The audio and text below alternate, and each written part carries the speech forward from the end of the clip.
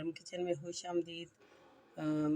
یہ ابھی جو میں آپ کے ساتھ میں نے جو اس کی رول کی ریسپی شیئر کی تھی، یہ اس والا مسالہ بچ گیا تھا، تو میں نے سوچا کہ آپ کو ایک اور ریسپی دے دیتی ہوں۔ ایک تیر میں دو شکار کرتے ہیں، رمضان بھی ہے اور چاولوں کے ساتھ بھی یہ اچھے لگیں گے، چکن چائنیز کباب بنیں گے یہ۔ تو یہ اس مسالے میں تھوڑے سے اور مسالے ایڈ کروں گی، باقی نمک مرچ تو ہم نے ڈالا ہوا ہے۔ 1 ٹی اسپون کے قریب میں اس میں کٹی ہوئی لال مرچ ڈال دوں گی، تقریباً 1 ٹی اسپون ہی میں موٹا کٹا ہوا جو ہے سوکھا دھنیا وہ ڈال دوں گی۔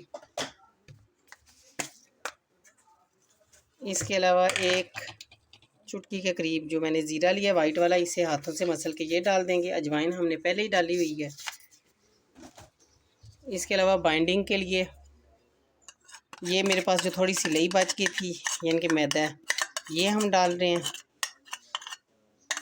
کوئی بھی چیز کو ضائع نہ کیا کریں، ہر چیز کا کوئی نہ کوئی سلوشن ہوتا ہے اور آپ اسے کسی اور طرح سے استعمال کر سکتے ہیں۔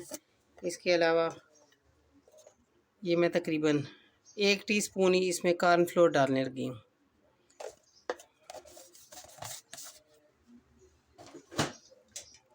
یہ میرے پاس میں نے چاٹ کے لیے آلو ابالے تھے، 3 آلو ہیں، تو یہ میں نے لے لیے اور اسے میشر سے اچھی طرح میش کر لیں گے۔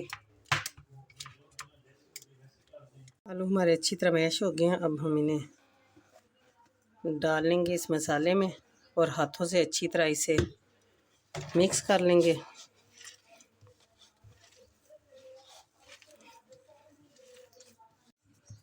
مسالہ ہمارا اچھی طرح مکس ہو گیا، اب ہم اس کے چاہے تو آپ رول بنا لیں، چاہے تو کباب بنا لیں۔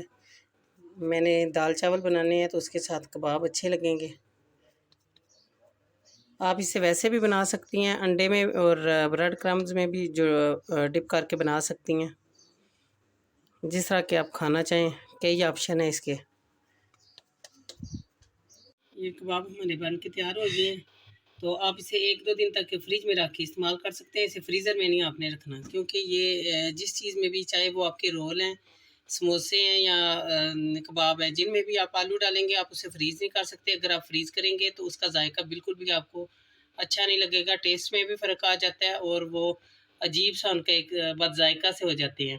اس لیے میں آپ کو بالکل بھی مشورہ نہیں دوں گی انہیں فریز کرنے کا۔ آلو والی کوئی بھی چیز ہے تو آپ اس سے فریز مت کریں، چاہے وہ آلو گوشت ہی کیوں نہ ہو، آپ اسے فریز نہیں کر سکتے۔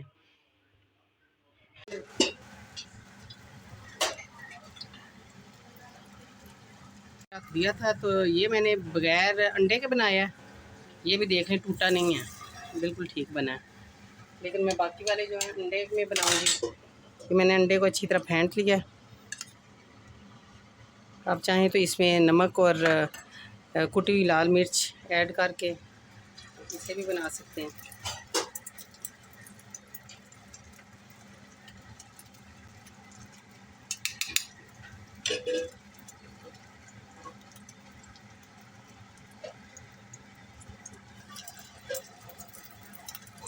میں نے اس کی سائڈیں چینج کی ہیں۔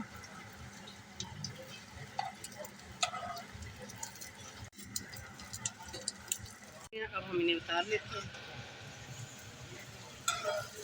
اب گرین چٹنی یا کیچپ کے ساتھ انجوائے کریں۔